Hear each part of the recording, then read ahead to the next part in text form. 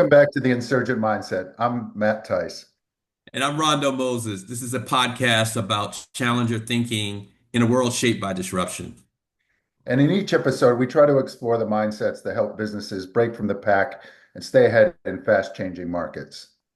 Yeah, you'll hear conversations, case studies, and insights from some leaders who are really applying these mindsets to thrive in environments that are rapidly changing.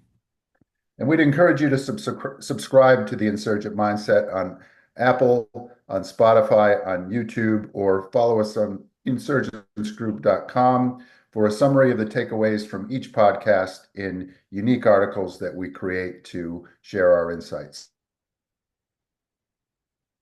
Now let's get into this episode. All right, what are we talking about today? Today, we're going to be talking about disruption in the construction industry. Now, this I is a didn't really realize. interesting topic, Rondo, something I've been looking forward to talking about because we, we keep getting questions about construction. Where's the disruption? Where's the change? And when you dig a little bit deeper, you start to understand that construction is one of very few industries that's seen either flat or negative productivity growth over the last 50, 60, 70 years. So Yeah. maybe not benefiting from a lot of this innovation, technology, et cetera. So it'd be interesting to develop this a little bit. Yeah, when you think about this industry, it's a very risk averse industry, as you said, low productivity has lagged for decades. Profitability is very low, less than 5% in terms of EBIT in this kind of a industry. And when you think about construction, and these are physical, capital intensive, industries. So things are long life cycles in terms of the assets themselves. And you have also the challenges, in particular, in terms of disruption with rising material costs. I mean, we've seen that's been happening, but with the pandemic, it's only accelerated and gotten worse. Challenges around finding skilled labor. So you have labor shortages, but in particular in this industry, there's also just getting the right talent, that skilled labor. That's a challenge. And then you have the increasing regulatory requirements on the industry. So you have sustainability, energy requirements, ESG. So there's a lot in this industry that I think is making it ripe for disruption. And I think those who are going to be winners in the future are going to be those who are going to be able to adapt. Because what I read from a McKinsey article I read a while ago was that the valuation is just going to shift. So you're going to have those who are going to lose, but those who can figure this out will get a bigger piece of the value created in this industry. Right. It's always going to be about value. And so I guess the thesis here that we're starting with is let's first maybe unpack a little bit what does productivity mean in construction? And maybe we could characterize the industry a little bit and that'll give us an opportunity to sort of pick this apart piece by piece. I think that, there's sort of two broad metrics that we typically look at for kind of macro productivity. And I suppose the first one is, and they're both quite related, but the first one would be gross value added, which is, generally taking all of the, taking all the total value of the goods and services produced, and then subtracting the cost of inputs, like cost of goods sold, and then Hmm. dividing that by the total hours or number of workers to get a productivity metric, right? So basically output minus capital and cost of goods sold divided by worker hours, which, pretty typical sort of metric. The other big one is what they call total factor productivity, which is, again, taking all of the inputs, the capital, materials, et cetera, and then factoring that into output. And then, of course, taking that again, dividing through by the by the labor input to come up with a productivity metric. So, when we're talking about productivity, that's what we mean is basically output divided by labor, output divided by labor hours, either adjusted or not adjusted for COGS and capital, right? So, Right. in essence, basically what we're saying is that, or at least what the data suggests, is that in construction, this has been flat for a really long period of time and not necessarily benefiting from a lot of the things driving productivity in many other industries. We could do another episode later on healthcare and perhaps education, also two other sectors that are quite flat on a productivity basis. Yeah. Well, the challenge too here is that, in this kind of industry where it's all focused on a project basis, you get a lot of, bids and tenders. It's always about price and less about ultimate the value. So there's somewhat of a race to the bottom in terms of pricing. So there's very tight margins to begin with these kinds of projects, and heavily, to your point, labor intensive, human labor intensive. So there goes your opportunity for more productivity. That's why it's interesting that this sector is been so slow to adopt, technology to help with improved productivity.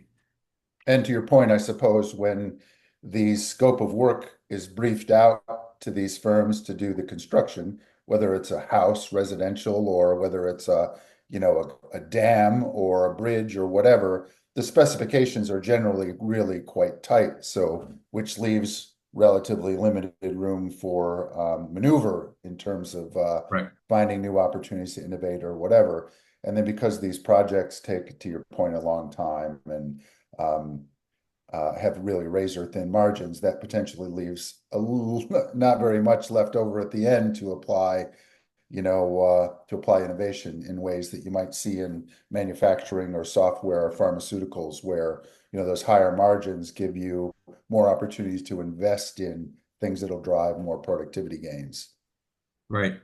Right. And I think the other pet peeve in construction is the fact that there's always long delays, cost overruns. It's sort of baked into this industry. You expect there's going to be project delays, there's going to be cost overruns. But I think that more and more customers are going to be demanding something different, a bit more value from the industry. And I think that companies who are going to be successful are really looking at ways to be able to build faster and more efficiently to get those projects done. Yeah, well, certainly. Of course, customers are always going to be pushing back and they want better, faster, cheaper, do they not? Um, Yes. But I think fundamentally, in my mind, there's probably four big factors that kind of come together in construction. Okay, so one is it's largely a craft production model. Okay, Right. so um, every project, I mean, not every project, like if you're building the same residential house over and over again, you can imagine harvesting efficiencies and having done that same thing 10, 20, 50, 100 times, right? Right. Generally construction projects are bespoke, right? So They're they're bespoke. not the same every time. So consequently, um, the kind of orchestration, and I'm going to come back to this word in a minute, the orchestration of materials and labor and capital and so forth have to be reinvented from the ground up almost every time, right? Yeah. So I think that's one. Two, you mentioned already labor. And I think there are big forces at work in labor too, because um, it's harder and harder to get skilled labor, to retain that skilled labor, and the long lead times to develop that labor up to a level of capability and competence to do the work is harder in this environment. And I guess really tight labor markets, particularly in the Western world, have been prevalent for the last 2 decades at least. So that plays a big role. And I guess when labor markets aren't tight, construction is off. So these things Right. are kind of contra-cyclical in some ways. So that's the second one. Third, I think, is regulatory pressure. So, ESG, obviously climate is playing a new role, local, state, national regulations. The regulatory overhead continues to compound in this industry, which is problematic. And then I think the fourth one is kind of the externalities in this industry are really difficult. Weather plays a key role. Right. Maybe a local resident gets an injunction on a project because they don't want it in their backyard, or maybe there's, I read a story about a project in the UK that was suspended for 6 months because they found a skeleton underneath the subfloor of a house that they were demolishing to build a new Mm. building, right? These kinds of things come up in construction in ways that are quite unpredictable and very uncontrollable. So one thing ripples through the system and creates a challenge. Another characteristic of the industry is highly fragmented. So that Hmm. also creates inefficiencies in the industry itself. So it's fragmented and there's not a lot of coordination. So you have the specialists in each area, but there's not a lot of coordination. You use the word orchestration, but there's not good coordination in the industry to get, which is why you have the cost overruns, which is why you have, some of the project delays in this industry because of that lack of orchestration. I think that's the key word to my mind. I think that construction is something that we've had for thousands of years, right? I watched a show the other night on Netflix about Pompeii, and I'm looking at the houses in this thing, and I'm thinking, a house back then, while the design and the aesthetic of it was quite different, there's still beams and there's tiles on the floor and there's tiles on the Right. roof, and pretty similar, right? So in many ways, that part of it hasn't changed, but I think that the lens that I think about construction through is orchestration.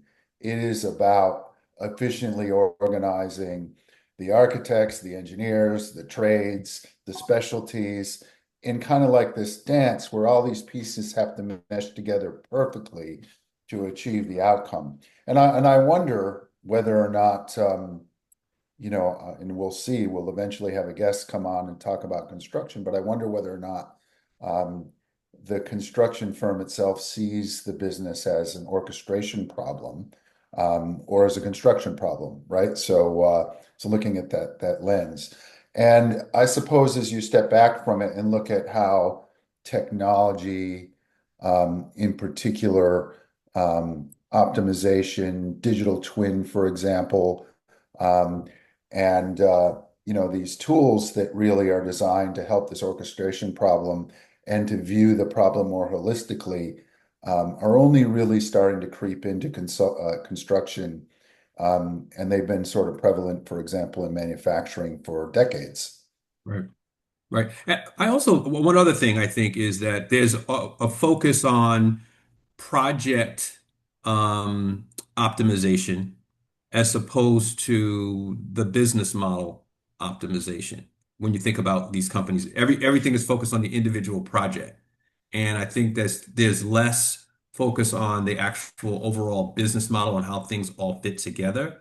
I think that's another opportunity for this sector is to get more of that business model focus. Think about, who are the customers clearly, how do you deliver that value? In what ways do you deliver that value proposition to the customer? And ultimately, how do you make the money? And being more flexible and adaptable in terms of how they make money and where you put the risk, right? Maybe you create it in a way where customers are taking on more risk on the business too, if you're delivering a higher value to them. Hmm. Okay. Well, maybe developing that a little bit. There are quite a few innovations on the edges of construction. Um, I guess probably chief among those would be modular design, for example, where Mhm. um, components of a major project will be delivered will be done in a factory, and those that under tight manufacturing, very quite.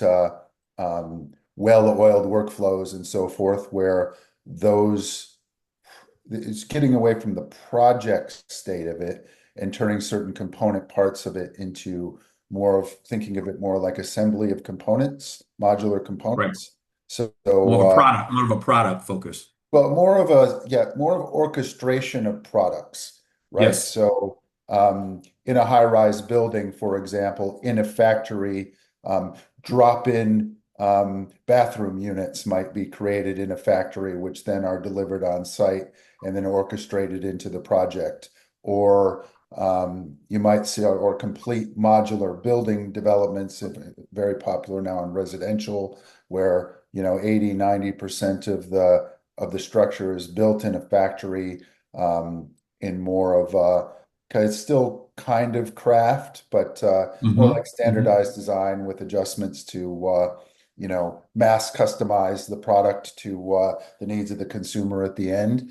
But those kinds of things are becoming more and more frequent. And even in, for example, China, who as a nation has been building and building and building and building. And by the way, as far as productivity growth, they're probably number one in the world, but still in the middle of the pack in terms of total productivity. Um, you sort of look at these projects which happen over and over again, and even big things like structural steel, concreting, dam production, bridges, all this kind of stuff. They're zooming back and saying, how do we do these things over and over and over again the same way under factory conditions, maybe on site, maybe in the factory, et cetera. So I think this is kind of the shift where mass production techniques are more increasingly finding themselves in the Yeah. construction workflows, which So now, if, and augmented by technology, gives us an opportunity to see productivity increases. So if you're, going back to our past conversations about, incumbent organizations, incumbent industries, established industries, thinking about old assumptions. So the assumption here in construction is that everything is bespoke. In order to shift Mm. to this more product focus, there has to be more of a standardization, to your earlier point, that happens in this industry. So you're thinking really about how do you make a manufacturing process work? You have to standardize so that you can be more efficient, so that you can, generate more productivity in the sector. So I think that that's an opportunity for construction is to really understand where are the opportunities for standardization as opposed to being more of the bespoke approach to it. And I think the shift, the assumption from focusing on projects to focusing on products would be another sort of shift in thinking in terms of the industry. Hmm. And I think, like with many other industries, that kind of thinking and that innovation isn't necessarily coming from the inside the industry out, right? So the builders, the construction businesses, while there are certainly some that are really well advanced on this score, a lot of that innovation comes from the suppliers of materials or of software or of tools or of for example, new technologies like 3D printing on site or things like that. A lot of those are coming from outside the industry into the industry, as compared inside the industry to outside the industry. And Yeah. that's not atypical. We talked about that also in professional services and other industries where having that fresh lens is really important. But I wonder, because it's so much about orchestration, is each of these component pieces come in, you still have the challenge of sewing together all this new technology into, what are quite rigid and established business practices. And I can imagine that being the principal challenge for the CEO and the workforce of a construction concern.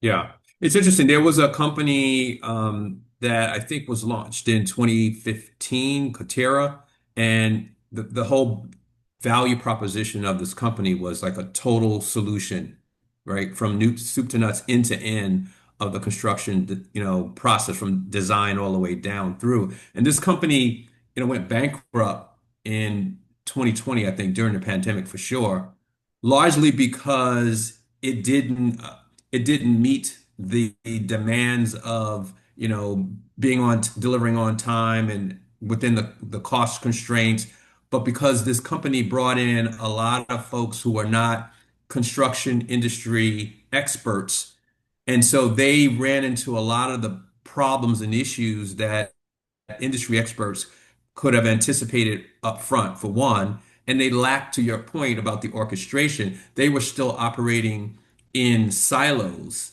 as opposed to as an integrated, team to get to deliver this ultimate solution. So there's I think an appetite to see it happen, but I don't think a company has yet been able to pull it off yet. At least in this case, this company was able to pull it off. They got $2 billion from SoftBank, but over those 6 or 7 years that they were in operation, they blew through those $2 billion and went bankrupt. Yeah. And again, I just keep coming back to I see that as an orchestration problem, right? So, one of the companies that I think is really interesting, and who knows whether it'll get traction or not, is a company called Alice. Have you come across Alice, which is, I think it's artificial intelligence in construction engineering, something like that. And basically, what they've done is they brought together, so first, the focus is predominantly around the orchestration, right? So, which I guess translating that comes down to really project scheduling and, to your point, integration of the different pieces and parts. So using AI and generative capability to kind of more dynamically look at the schedules so that things inevitably change, re-optimizing the workflow so that those pieces fit together. Because I think just the lag in terms of when there is a problem, you have to reschedule, re-optimize all of it, and of course, a lot of that work will be done manually or by rule of thumb or whatever. And I guess that brings kind of this theory of optimization into how do you take the complexity out of the complex, right? So by using technology to continuously reorchestrate, be able to run kind of what if scenarios and things like that on the project schedules. I'm excited about that kind of technology. So again, we already have that capability in factories where you're building a new plant, you can build a digital twin around that. You can Hmm. run scenarios on where to put the materials, how to organize the labor, where do the supplies come in and where do the finished goods come out? I mean, all that sort of simulation, well, it's not fully mature, is certainly maturing in manufacturing, but only starting to show up in construction. So I think those are the kinds of tools that are really interesting. But I think the challenge, though, is you've got a workforce that is trade heavy, although increasingly becoming more technologically savvy. Um, Hmm. but there's that gap in terms of being able to absorb these technologies, right? And I think to your really important point earlier is um, which project are you going to run it on first? Do you want to take that Yeah. risk when the margins are only 5%, right? It's a big disincentive to bring on risky new capability unless you got some kind of cushion. So I Yeah. find that barrier to, geez, should we make this investment or not? It's got to be really difficult. And to your point about the talent, like, and how do you attract that talent with that technology capabilities that you need, that's the AI, et cetera, to this kind of industry that's viewed as, slow moving, risk averse? What's about the industry would be more attractive to that kind of high quality talent that you need to build these kind of sort of future forward capabilities for the industry? That's one of the big challenges. Exactly. And that talent goes to the suppliers of this technology capability into the sector rather than that talent being in the sector. You know what I mean? Right. So again, Yeah. you got this sort of like invisible wall where you have the new technology, which is maybe one component part of 500, trying to interface into kind of a much more legacy kind of legacy workforce, legacy capability, et cetera. So I think that's a real interesting challenge. What do you see as the role of consolidation and roll-ups in this industry as a way to improve on, the productivity issue to add more scale to some of these companies?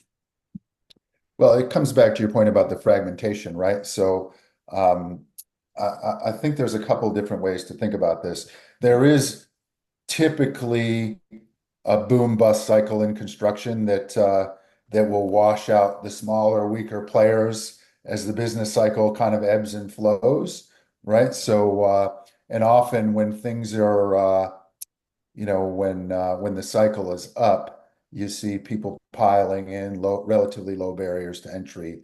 to at least for the smaller kinds of construction work.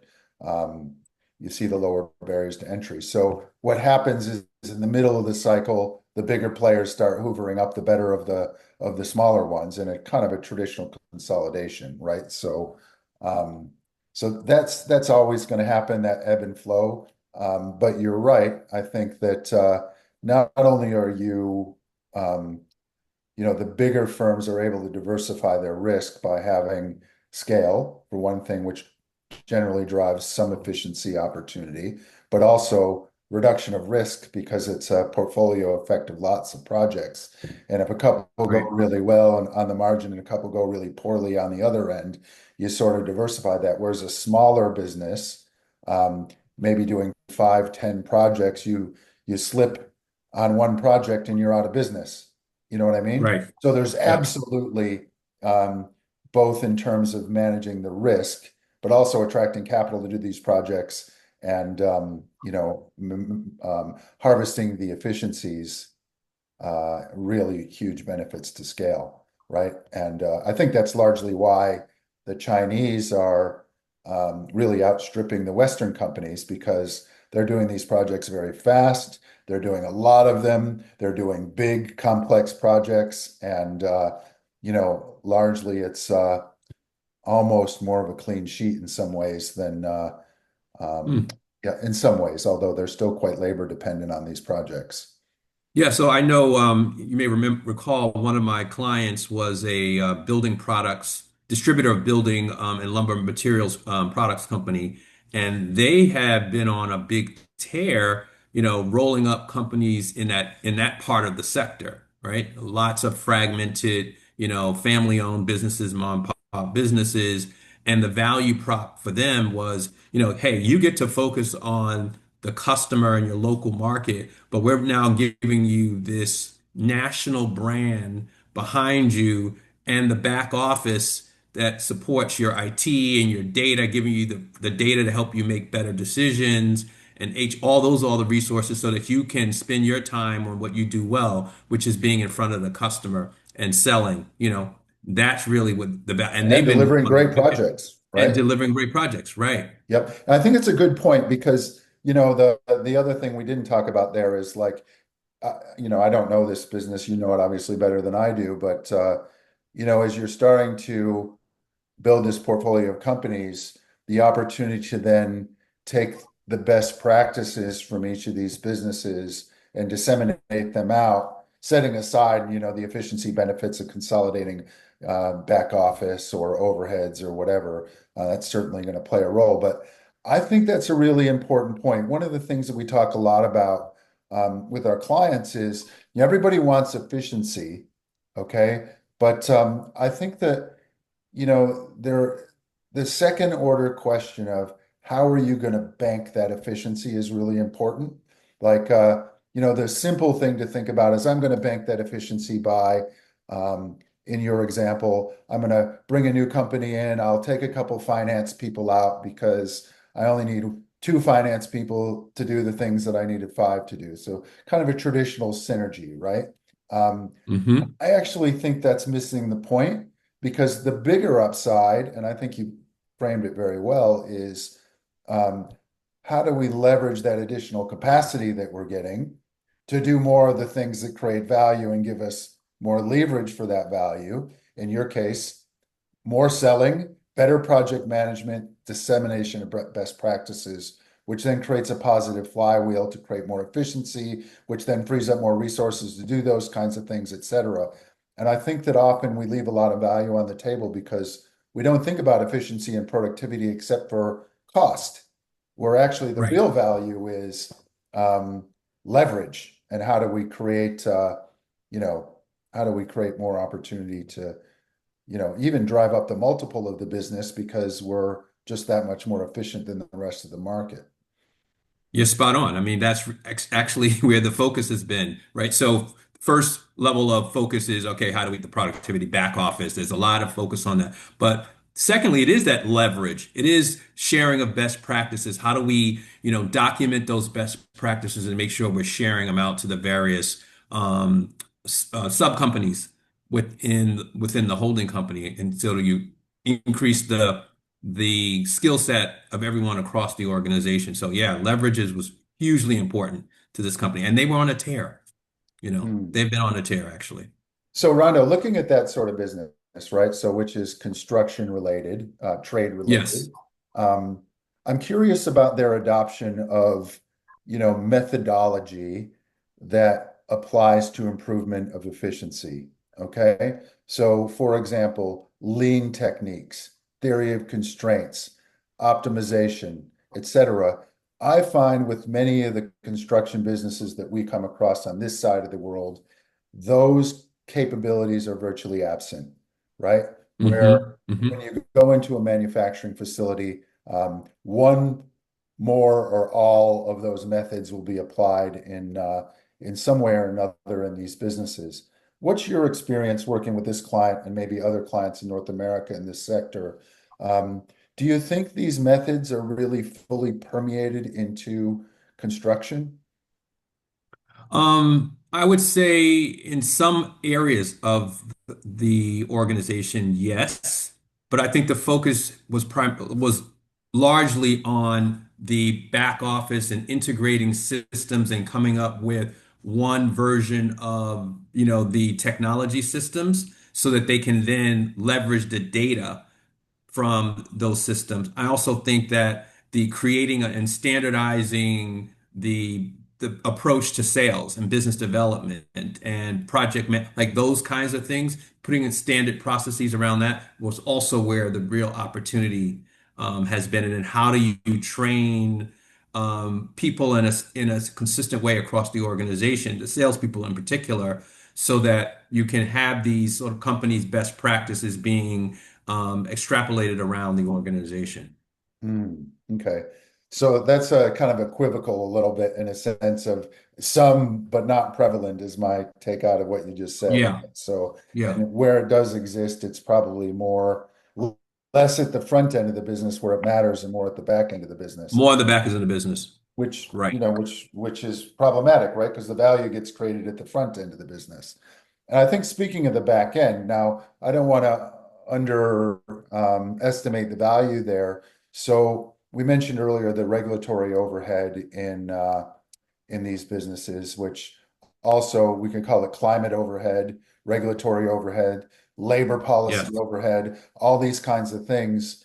Um, I suppose also the application of methods to streamline and make sure that that compliance overload on these businesses is really as thin as possible, because to your point, Hmm. they kind of Hmm. eat into those pretty thin margins and things like that. But I still Right, don't feel like that's the main game, right? It's kind of like I think it's important because it's obviously suffocating a lot of these businesses. But and also one of the reasons, to your point, that the smaller businesses suffer because they just don't have the resources to be able to invest in the software and the workflows and things like that to right. stay complete, right? So that creates a problem for them. But anyway, stepping back from that, I think if you're running one of these businesses, how do you sort of step back and think about um, how am I going to optimize and bring together all these emerging technologies in a way that's going to reduce my risk and generate more value? And my feeling is that it ends up in the too hard basket for many CEOs and many leaders, especially of smaller businesses. The much bigger businesses, they'll be working these issues, but the smaller to medium ones, not so much. But I think in this case, that was the value of, or that's the value of the holding company, because the holding company, that's the value they're trying to create for the owners that they brought on, so that they don't have to worry about that. The holding company is trying to figure out how do they create that additional value for them. So they leaving it to the owners and their sort of customer facing teams to do what they do well in front of the customer and figure out all those other value enhancing activities behind the scene so they don't Mm. have to do that at scale. Yep. So then in that case, then are they running teams to go and work into these projects with with into the business, or how is that sort of philosophy disseminated into the leadership of the subsidiary entities?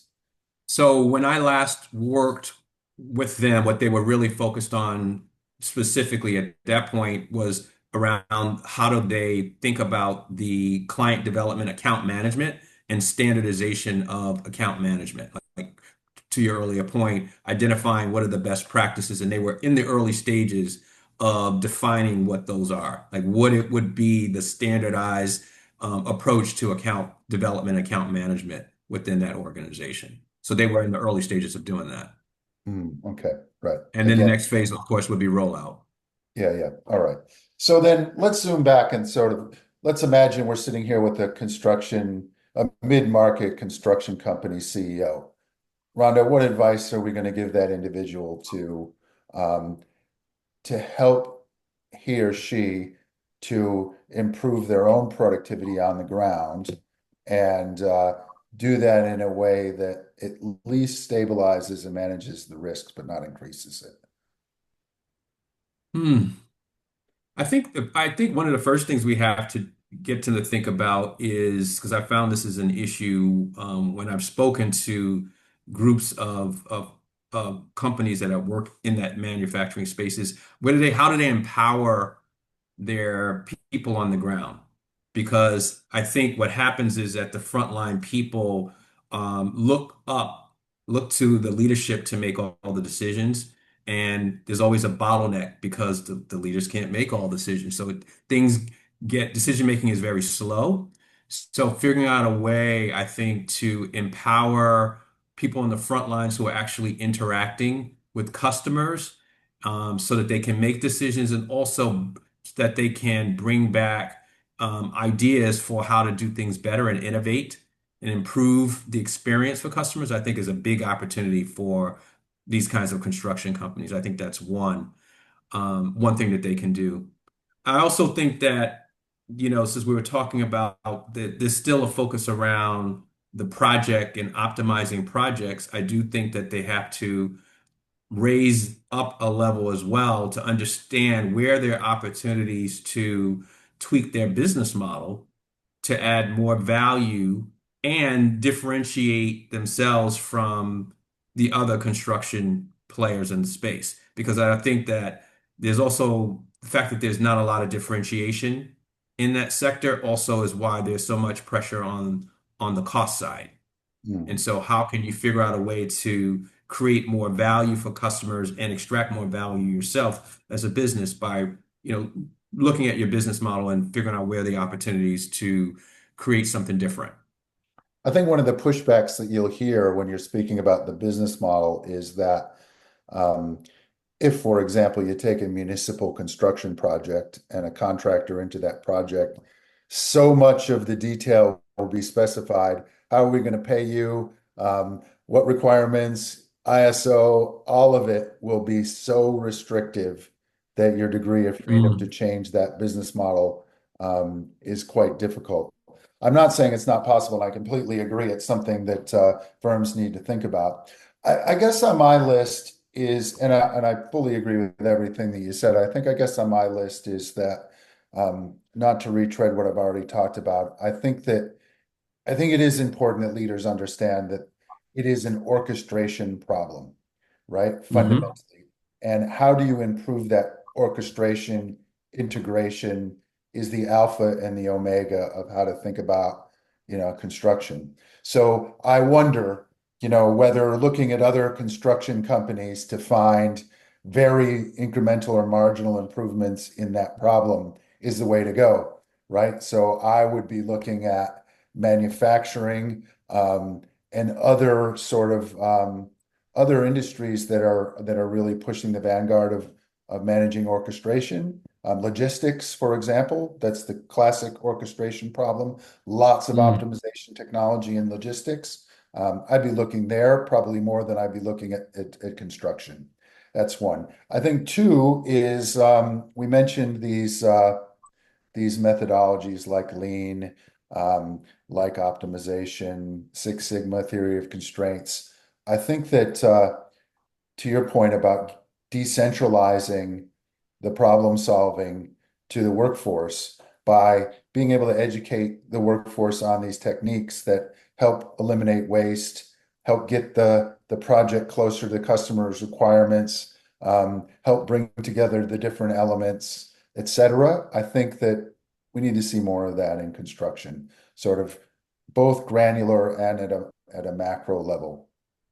Third Hmm. is I think that educating the workforce to be able to plug and play these new technologies that are being developed, right? So that you can harvest the benefits of, whether it be 3D printing or automation software or whatever, um, builder information management systems, all this kind of stuff. Um, again, I think that we need to be able to do more of that. And then third is just stepping all the way back and looking at all the workflows and saying to the earlier part of the discussion, are there elements of the work that can be managed in a more controlled, efficient kind of manufacturing model as compared Right. to the craft production? I think it's like it's a whole system of systems kind of a challenge, but I'm not convinced that enough um, construction entities are able to put the grunt behind these issues that they need to. Well, to your other point too, I do believe that there's certainly opportunities for automation. So they have to figure out where's the best bang for their buck in terms of automation, because some of these companies don't have a lot of, capital around to do it, but there's a need for more automation and figuring out where's the best opportunity for that can help to improve the productivity of the business. Yep. And I wonder, I think I don't know the answer to this, but I think it's an interesting question. Um, are independent construction firms grouping together to leverage their collective efficiency by, for example, co-investing in automation technology or sharing best practices. My sense is probably Mm, not. They're probably all out there in the red ocean competing with each other. I right. wonder if there are opportunities to create more of a fluid knowledge exchange across these types of businesses that might otherwise not be benefiting from these capabilities when perhaps they could be collaborating to take advantage of them. Yeah. I think that's when the consolidations and the roll-ups happen. Yeah, well, that is true. Yeah, but not everyone wants to be consolidated, right? Right, So right, I suppose that I'm thinking of the family-owned construction firm that's been battling along for 25, 30 years, doing well enough, but in a world where the bigger guys are really investing for efficiency and productivity, are they going to be able to keep up? And then right. keeping up means, am I going to be cost competitive and so on. So that's sort of that's really on my mind is like, Yeah. how do you help the mid-market CEO sort of work through that challenge? And for the big firms, you know, uh, they have certain big advantages, but I guess, ultimately the orchestration problem just gets bigger and bigger and bigger and more challenging. Yeah, I mean, in that industry, you have these smaller players could be successful because you have much more of a local market sort of dynamic going on. But now you're getting larger players, and these smaller local players are competing with national organizations, and that's when the challenge is really coming up. You're seeing it more and more. So how can they stay in business and stay successful and survive if they don't, either do what you're describing is, sort of partner with other companies that are in the space to share technology, et cetera, or they have to think about being acquired or rolled up Hmm. because Yeah, the it's a national very players are interesting changing the space. dynamics. Yep. So I think I guess, from coming back to our original question is why isn't productivity improving? There's a whole bunch of reasons and we can kind of see it. Um, but I think fundamentally there are lots of green shoots, right? So there is a ton of investment in innovation. We talked about Alice AI. We talked about, digital twin. We talked about, offsite manufacturing under controlled conditions, et cetera. So there's a lot happening on the margins that's trying to push into the mainstream. So I think that but the real question is, are any of these things or in combination going to turn these abysmal productivity figures, uh, into a kind of a compound growth? I don't know, right? So it's Right. really what's the thing that's going to fundamentally drive that breakthrough? And fundamentally, you still need boots on the ground, guys putting rebar into the concrete, stacking up the girders, whatever it is, that work still has to be done. And Yeah. there is a labor intensity to a lot of that work, which um, maybe, is much more difficult to automate at scale than perhaps, car manufacturing or, other parts of the software, whatever. Yeah. So Hmm. still a challenge. Definitely. Definitely. Hmm. Okay, well, let's hope we can get a guest on to sort of illustrate some of these opportunities, and I think we That might would have be someone great. lined up to come share with us a perspective on, what is happening, what are on the ground some of these challenges. But I look forward to revisiting this with you soon, Rondo. That would be awesome. Great. All right, mate. All the best. Have a good weekend, All right. Thank you. and don't forget to subscribe to the Insurgent Mindset on YouTube, Apple, Spotify, and please share with us your thoughts on additional topics or guests that you'd like to hear. And All right, until next time, be bold, be curious, and stay insurgent. all right, all the best. Cheers. Bye.